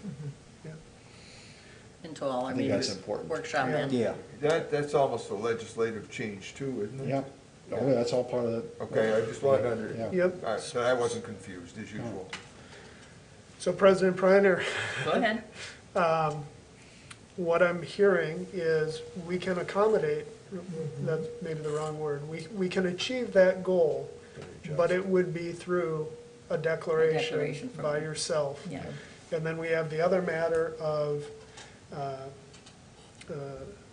Beth Carino addressing or trying to work out some language that we might present to Maud and look into the future of how these things will continue, and we'll engage with Smith Partners a little bit on what that looks like. You might ask Cove up there too, both the layers. Certainly. Okay, any further discussion on this? Think we're good? Thank you all. Yes. Check register. Madam President, I move to approve the check register dated August 25th, 2021 in the amount of $692,220.13 prepared by Redpath and Company. Second. Motion made and seconded. Any further discussion? All in favor? Aye. Okay, did we cover everything there? Staff reports, everybody know staff? John had. Oh, yes, John, I'm sorry. No, 2A. I'm 2A. Yeah. The staff reports is Oh, two. one. Oh, we missed one, that's One, right. and then there's two, and then there's 2A. All right, let's go with staff reports. Oh. Anybody have any questions for the staff? September calendar, anything on the calendar where you need to be apprised of? President Preiner, tonight you have your ACD 5362 public hearing. Okay, And the workshop is on Tuesday. Yes, right, because of Labor Day. Thank you for the highlighted print Yep, on yep, that. yep. Thank you. Teresa. That was, called my attention to it then. You can come on. Color Okay, now I change. just so I understand, we show up at the office with masks on, right? Right. Is that what we're doing? Our workshop? Yep. Okay, President Preiner, yes. to advance that bit of detail, we'll have to make sure that the rationale that Smith Partners comes up with and its implementation date ensures proper noticing if required. And of course, we'll want to get the word out to you about how you may participate or where you need to be and how you're prepared for that. Okay, You know, now I do have Madam President, I do have an issue I need to clear, because I Okay. didn't, I probably missed that part when I went to the restroom. But, so we have to wear masks at the board workshop, all of us? Is that what you were saying? If you're in the office. Because I have an issue wearing a mask because of a lung issue, Right. and so I may have to find a So, alternate place to be. right, so President Preiner, provided the rationale is developed and you're ready to make the declaration, Manager Wegman, you could participate from your home, if you like, based on that declaration. On that, So okay. but right now, yes, if you came in the office. So that does you- cover that part of it, that we don't have to go to the public. It would allow me to workshop. be at home. Okay. Correct, that's the general idea. so, yeah, we'll have all it spelled out here shortly. Okay. Okay, everybody good on the calendar then? Don't forget tonight. Okay, we did that, so now we're back to John. John? Thank you, Madam President. I received, as I assume everyone else did, this communication from the Jensens about the Halls Marsh issue. And I realize that this is the hearing and such that we're talking about is about a portion of that stormwater conveyance system. The stormwater conveyance system is, I believe, currently defined by the district, is that it's the outlet structure, the bulkhead, I'm going to call that, the pipe that goes down the hill. Then there's a gap in the system, which is the Halls Marsh, and then the actual outlet structure that we rebuilt a couple years ago. So that's where the problem is, the issue as I see it with the Jensen's letter, and I took exception to the very nice letter you wrote back, but there's one sentence that I didn't agree with. It's on the second page. It's under item number 2. The sentence is, "It's not a constructed stormwater pond with formal maintenance obligations." So there's a couple things about this that I'm going to talk about. When this was done, Where you talk, what's this, the Halls Marsh or the lake? Can you, no, I'm not talking about Privy Lake. I'm only talking about the stormwater conveyance system from Privy Lake to White Bear Lake. That's what I'm talking about. okay. That's the district's facility. And the district's position is that there's a gap in this facility, which is the Halls Marsh, and there's no responsibility for the district to maintain the Halls Marsh. So this has been a controversial thing. I did some investigation. I went to the city of Birchwood and I looked up the past minutes. And I'd have to go back and look them up again. But this was quite a controversial thing back in the 70s. The district apparently began the process by contacting Birchwood, at least according to their records. And they made a pitch about joining a petition to the district, and apparently the city of Birchwood council did that. And then when the project came out, they figured, well, somebody talked, but this isn't the walk that we were expecting from that talk. It resulted in a court case. People were upset about being assessed for a benefit they didn't receive, and this on and on. So there's emergency meetings, and I guess the ones that caught my attention the most were those in August of 1978. And the first one, because Birchwood only has their city council meeting once a month. And President of the Watershed District attended the meeting. Let me adjust here. And it was Mr. Goyer. Bill Goyer was an attorney. I happen to have known him, and you may know him too, Mike, I don't know. I believe he lived in Matamidi or Delwood, or at least over there. He was the Washington County representative. And he attended the meeting, according to the minutes of the meeting, and he said, and this was the 821 special meeting. Mr. Goyer from Rice Creek Watershed District was there to answer questions. And when he got done, listening and such, he said, why don't we, board of managers and the city council, we get together and kick it around. So we decided, so he's quoted saying, kick it around over the table. So, because the mayor of Birchwood was saying there really wasn't any benefit to Birchwood being involved in this. So at 8:31, they had a special meeting again. This time the minutes say that the Rice Creek Watershed District Board of Managers attended. The Rice Creek Watershed District Board of Attorney Frank Murray was there. The Rice Creek Watershed District Engineer Bill Wiedenbacher was there. All gentlemen that were in the session. And during that meeting, Mr. Goyer stated that the Rice Creek Watershed District will be responsible for maintaining Hall Marsh as part of the project, since it is a Rice Creek Watershed District project. Also, board member Bob Hamilton was there. You might know Bob.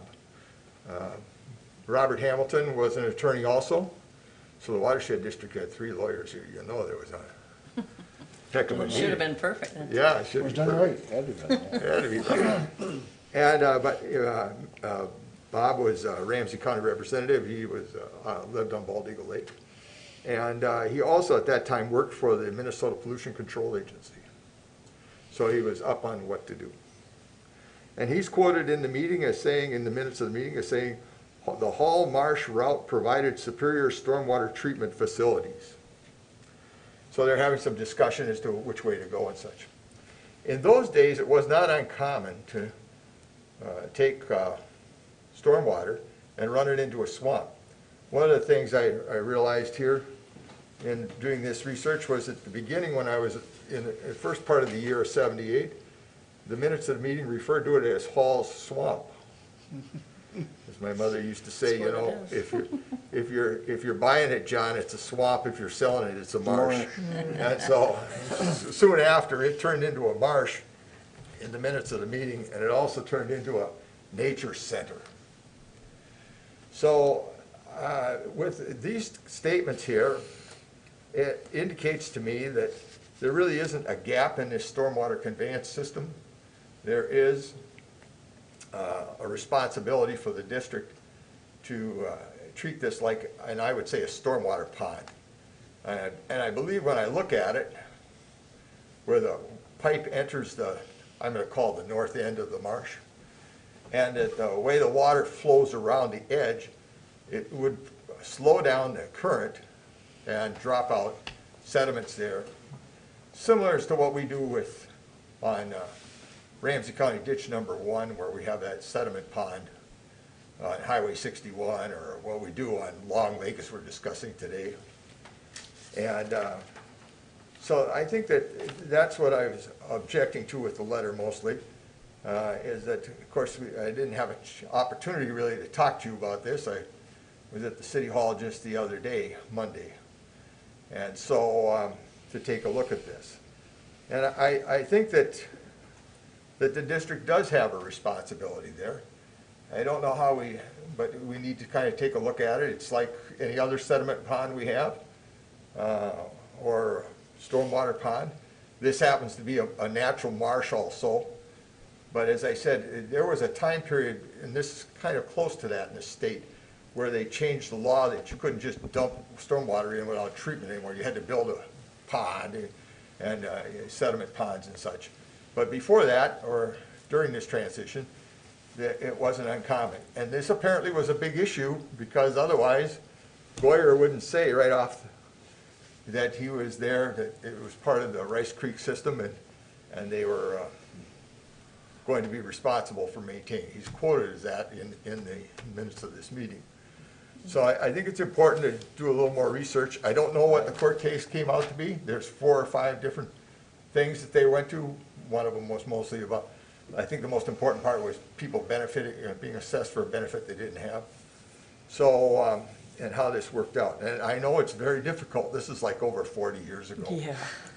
Yeah, it's not easy. And I think you made that very clear in the letter, Kyle. But I also don't know that we have really searched anywhere else but our own records. And my experience with dealing with the Watershed District, we're getting to be close to, I hate to say this, 50 years, is that the Watershed District oftentimes hasn't been aggressive in searching other government agencies or entities for records. That's been my personal experience with them, you know, as you guys already know. And I think historical records searching is something I've worked very hard on while I was on the advisory committee. And I've been a strong promoter of that here in the drainage records, and it applies to other things.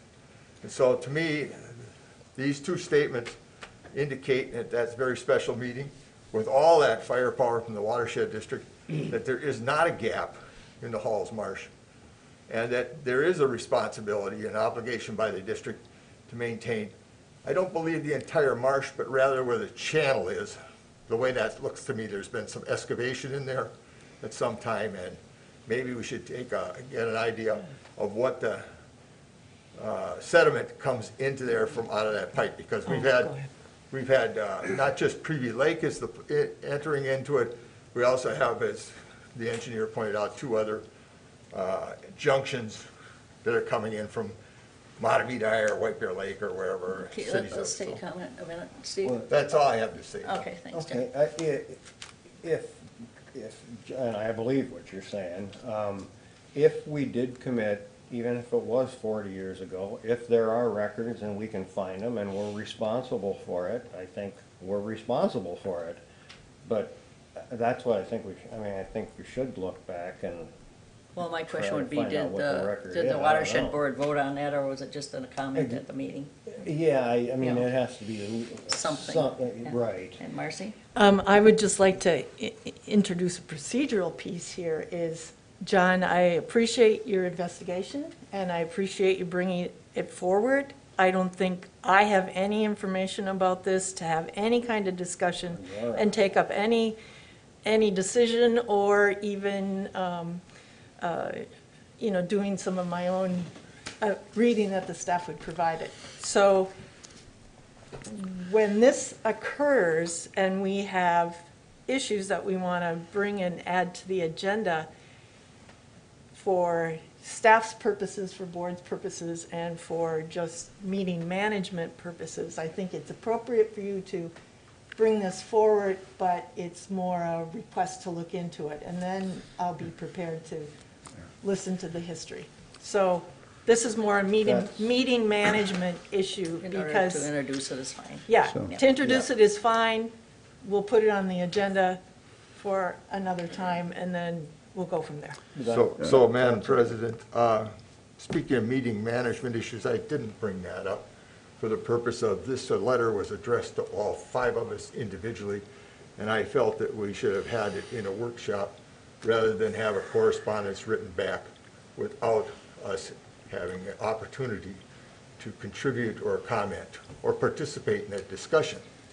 And so, Okay, that, so I then, think. We're gonna go to Nick's think that's how comments. it is, so. Go ahead. President Pryor, Board of Managers, a general response to that comment. There is a hell of a lot of work that takes place in your office. If we bring every issue to you, yes, you are going to be extremely busy, A lot of meetings. long meetings. So, to facilitate some of that, you have established policies, and you have very knowledgeable staff that are well aware of how to proceed with these. So I would caution the need that everything come before the board for discussion before a letter is issued.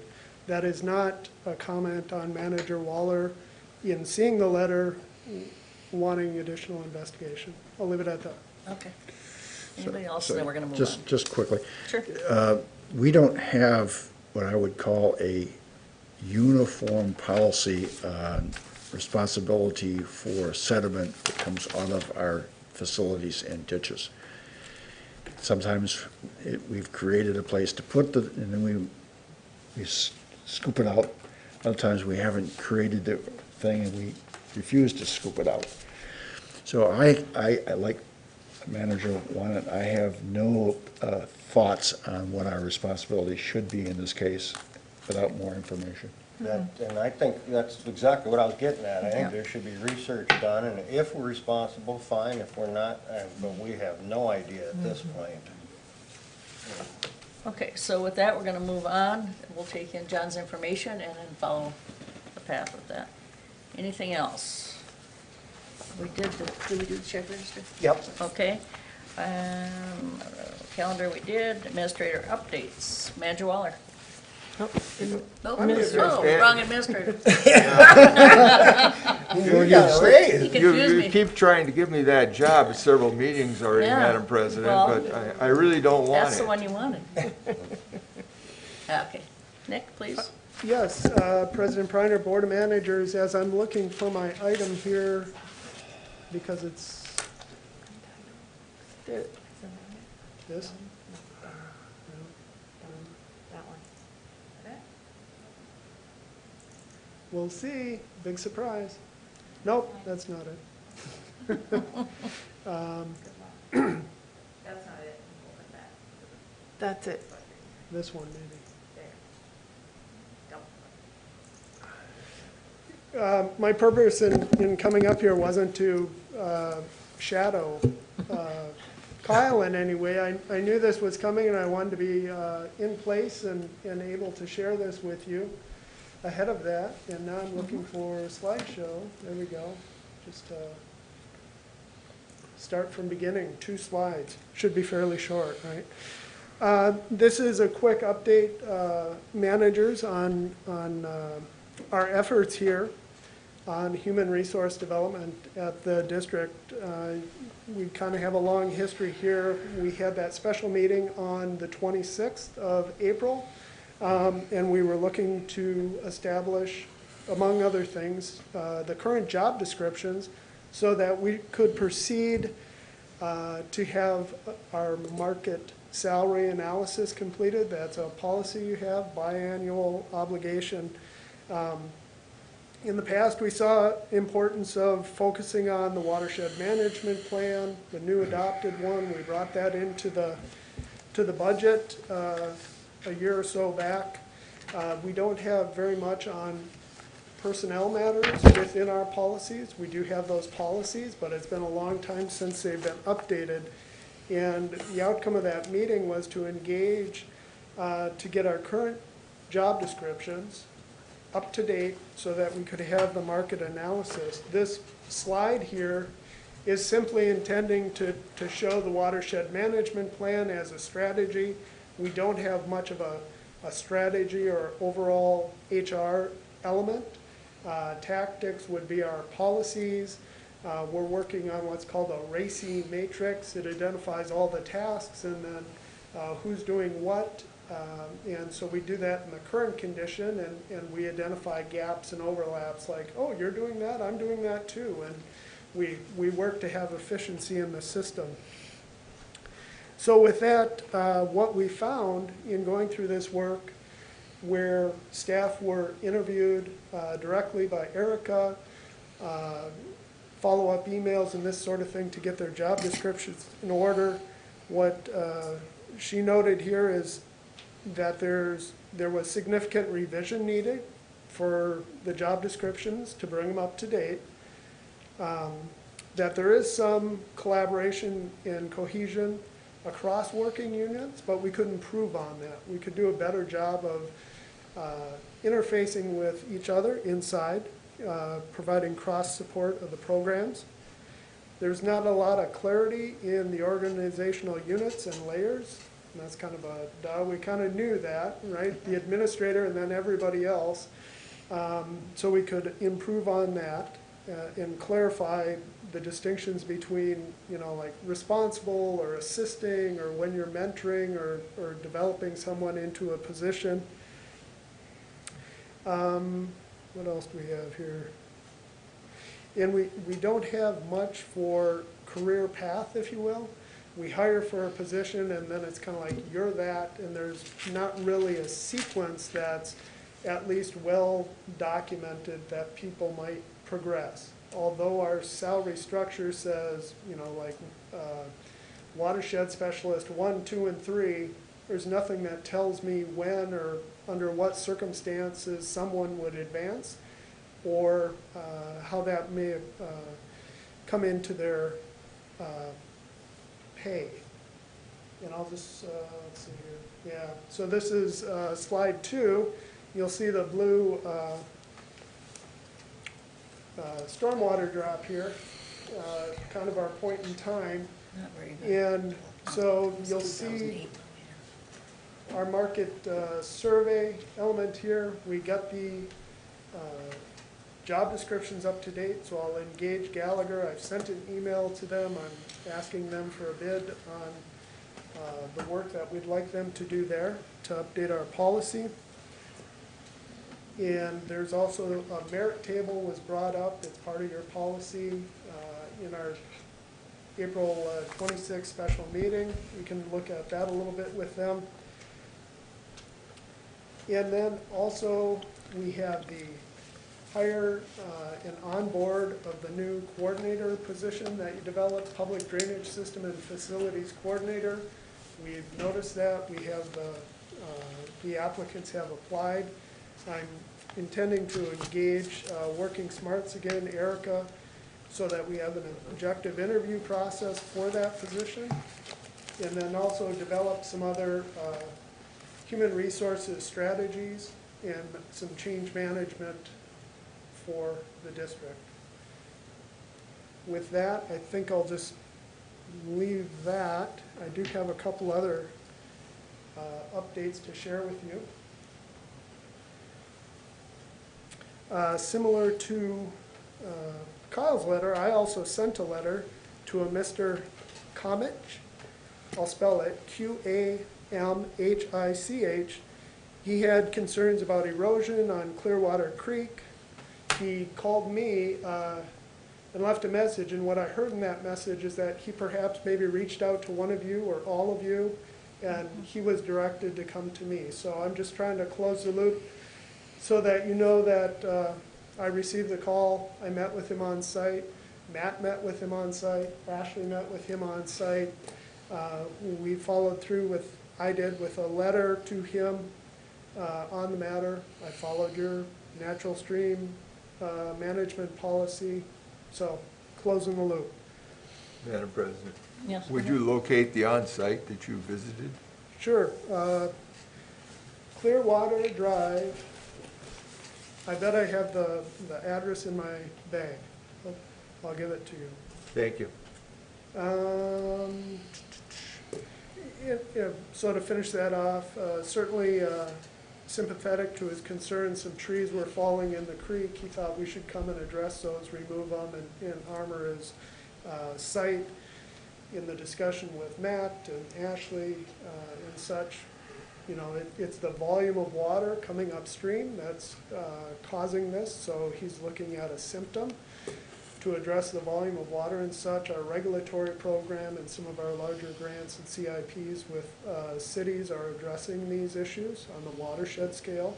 On the site level, if he wants to advance a project on his property, it may be eligible for our cost share grant program, but he's pretty adamant that he thinks we should just come out and do the work. So we've never removed trees, cut it into firewood, and stacked it neatly for anyone, and we got a heck of a lot of ditch miles and creek miles, so we ought to be cautious there.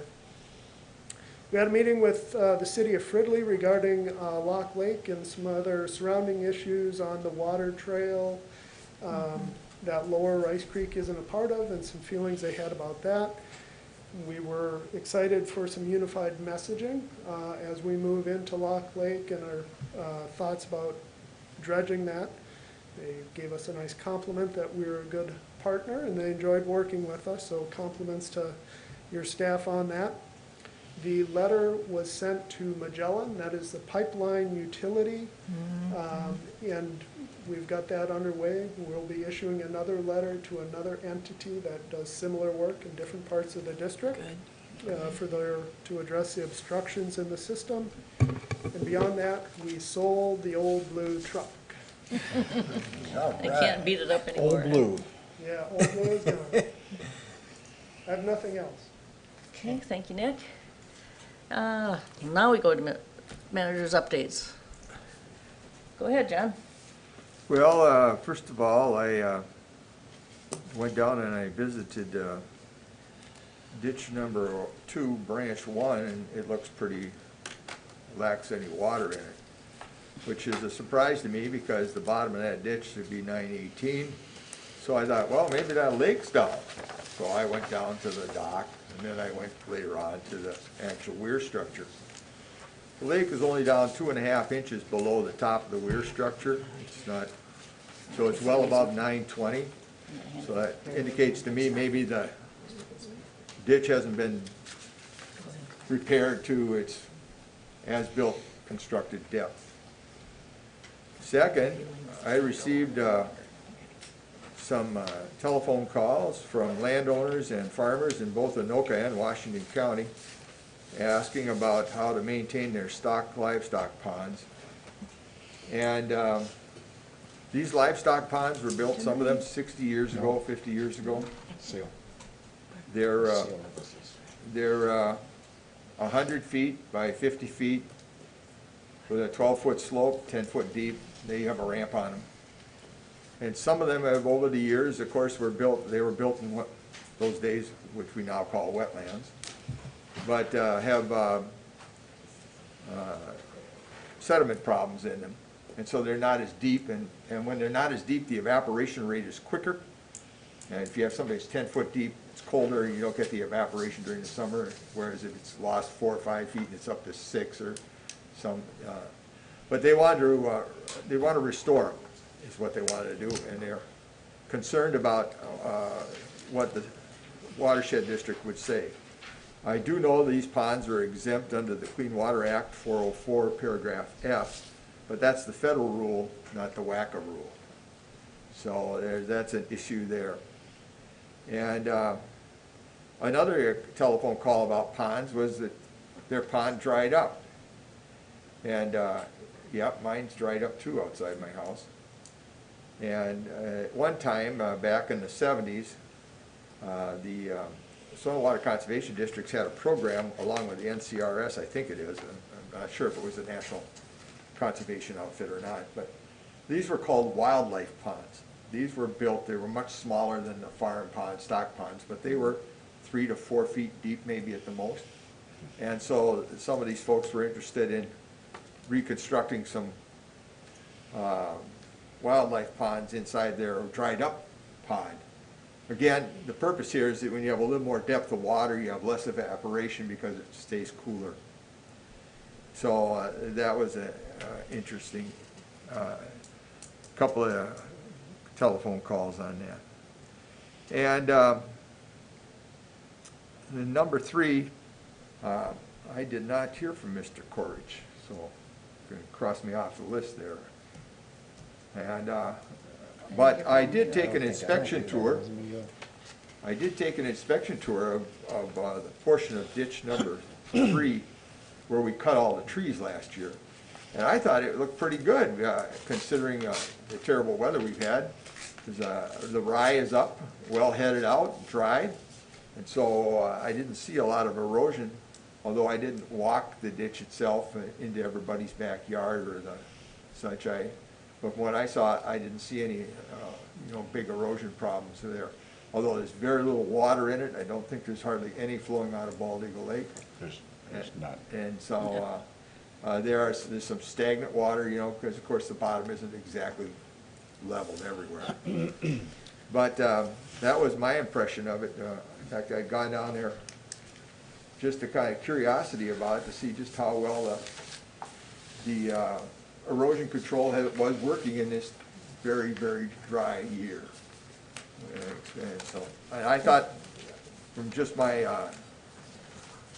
quick observations, mostly from the bridges, because that's where you can go and take a look, things look pretty good. And so. Good. Okay, Manager Bradley. First of all, unfortunately, I will not be able to attend tonight. Secondly, Bald Eagle's a good foot below the weir. People are having to lift their boats off the lifts to get them out of the lake. Don't know whether we currently don't have a problem yet with the ramp, Ramsey County's ramp to get out. But I have about 18 feet of beach I never had before. Ooh, good, real estate taxes. Yeah, there you go. That's all. Okay. My buddy's halfway to Hinckley, and he's got the same problem with his pontoon, and he's got added, I think, 30 feet to his dock or something, and that's all I have, nothing. Well, you'll all both be happy to know that that is not a problem on the duck hunting facility of Paul Hugo Farms. Okay, and I just want to pass on, Mr. Perry Wagaman stopped at my house the other day, and we had seen in our packets there was some confusion, so he did give a new. I got it. You got the new one? I got the new one. Okay, and this is the one, Well, this is the one that looks like this. Something was on my desk here when I came in. Oh, no, I don't have that. No, I don't think so. yeah, So let's give that one to each, Okay. Thank you. I Yep. haven't seen it, so. and I'll give it, and I'll have a copy for staff. Okay, you can have my copy, because he gave us one for the board member, so I'll give staff mine. That and those two. Okay, and that's all I have. Can I have a motion to adjourn? Move to adjourn. Second. Motion made and seconded. Any further discussion?